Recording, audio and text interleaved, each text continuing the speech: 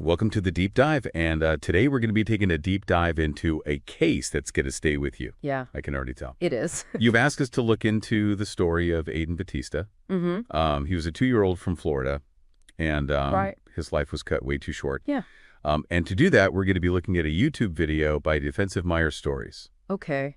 which includes some interrogation footage and some really disturbing details Yeah. about what Aaden went through. Yeah. It's a rough one, for sure. Brace yourselves. Aaden's story is a stark reminder that these horrific acts, they happen even to the most vulnerable among us. And it's our job to try and understand Right. how, so we can maybe, hopefully, prevent them from happening again. Yeah, it already feels so heavy even before we start. Yeah.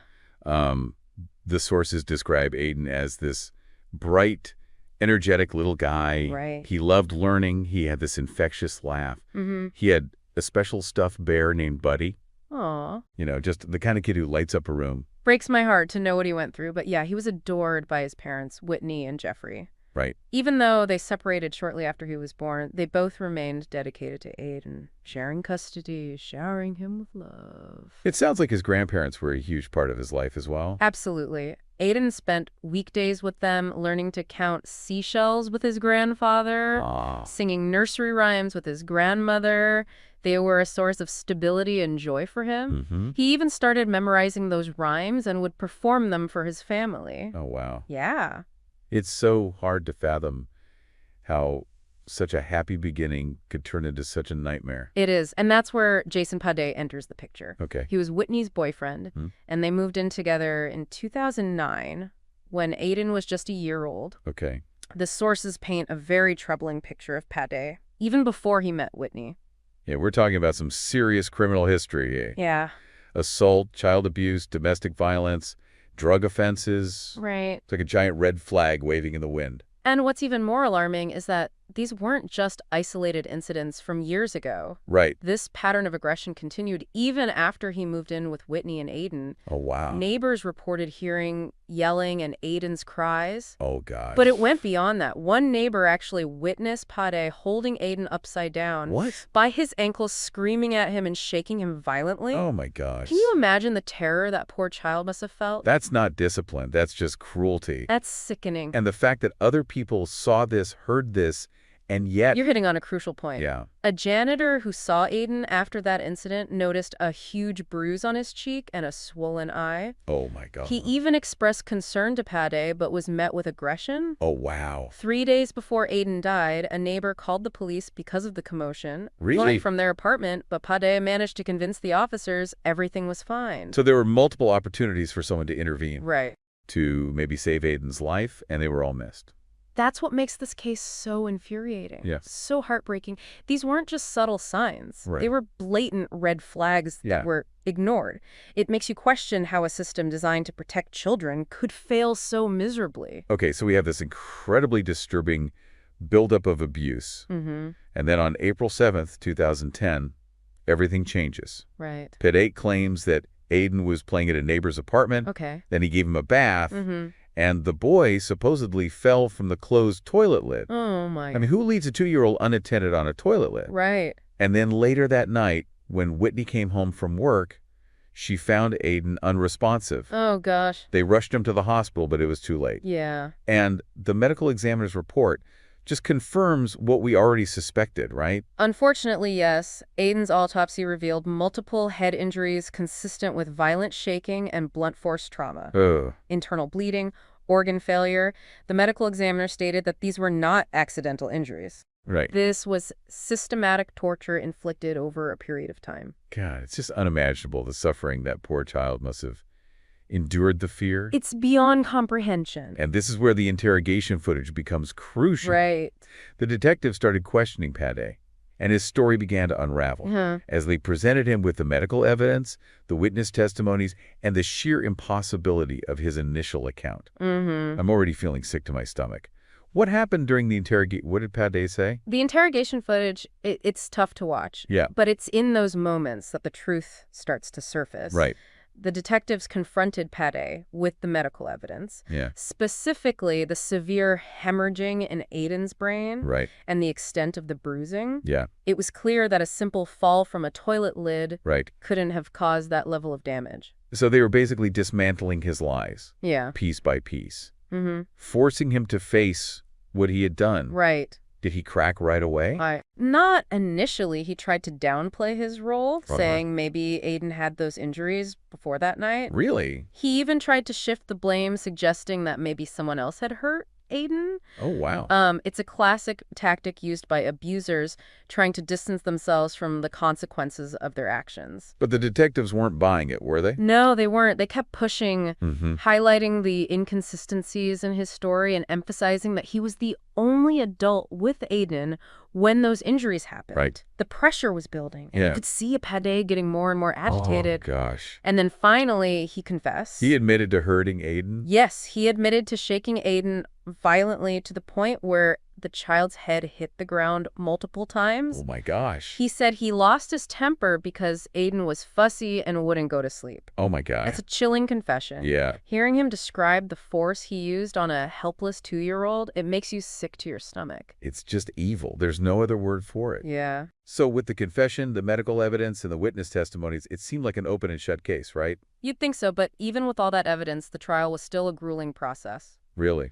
The prosecution had to meticulously present their case, making sure every detail was documented and presented to the jury in a clear and concise way. What about Pade's defense? What was their strategy? The defense tried to portray Pade as a loving but flawed father who had simply made a terrible mistake. Okay. They tried to downplay the severity of the shaking, suggesting it wasn't intentional. How could they even try to argue that the medical evidence was so clear? I know it's hard to fathom, but their goal was to create reasonable doubt, to make the jury question the prosecution's narrative. But in the end, justice prevailed. Yes, it did. The jury found Pade guilty of first-degree murder and sentenced him to life in prison without the possibility of parole. That's at least a small victory for Aaden, but no amount of prison time can bring him back or erase the suffering he endured. Absolutely. And this case isn't just about punishing the perpetrator. Right. It's also about holding accountable those who failed to protect Aaden.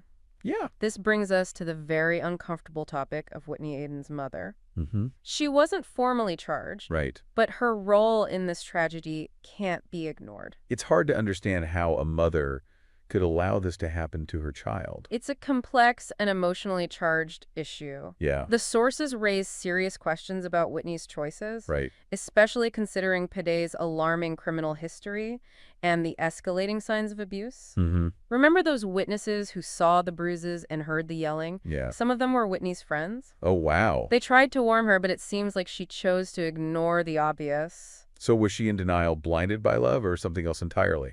It's difficult to say for sure. Perhaps she was afraid of Pade, Yeah. or maybe she simply couldn't believe that someone she loved would be capable of such cruelty. Right? Whatever the reason, the outcome is the same. Aaden was left vulnerable to a predator. This case sparked a lot of public outrage, didn't it?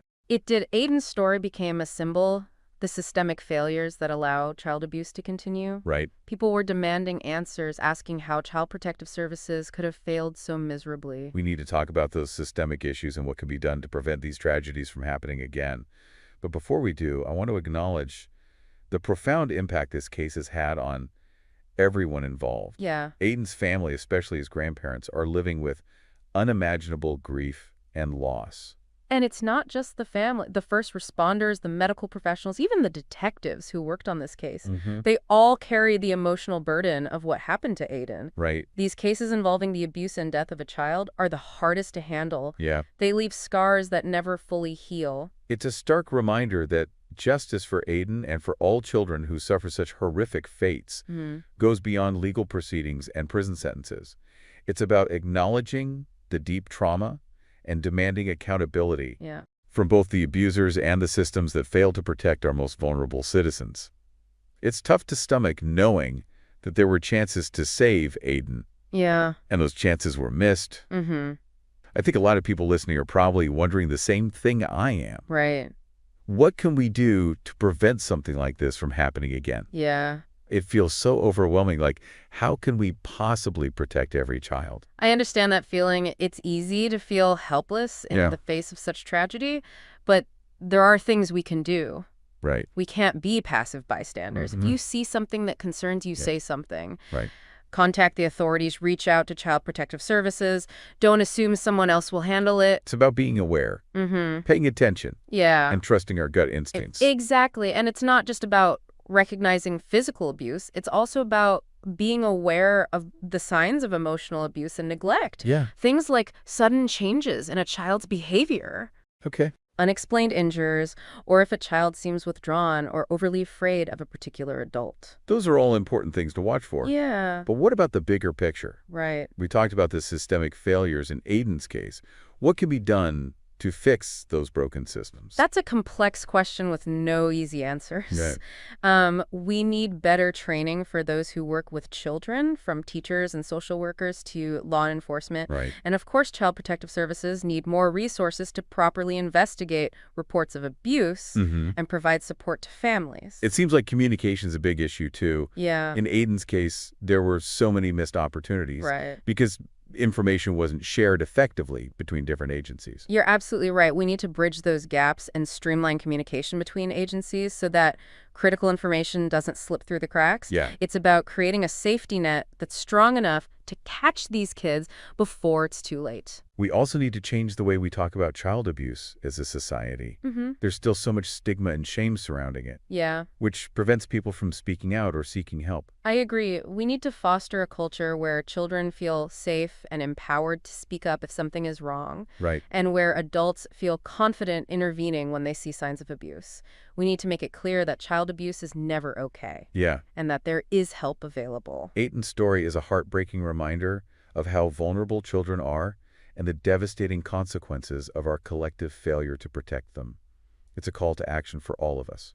This deep dive was incredibly difficult, but necessary. Yeah. We must learn from tragedies like this and work towards creating a world where every child is safe, loved, and free from harm. Thank you for listening to Justice for the Souls podcast. Thank you for listening to Justice for the Souls podcast.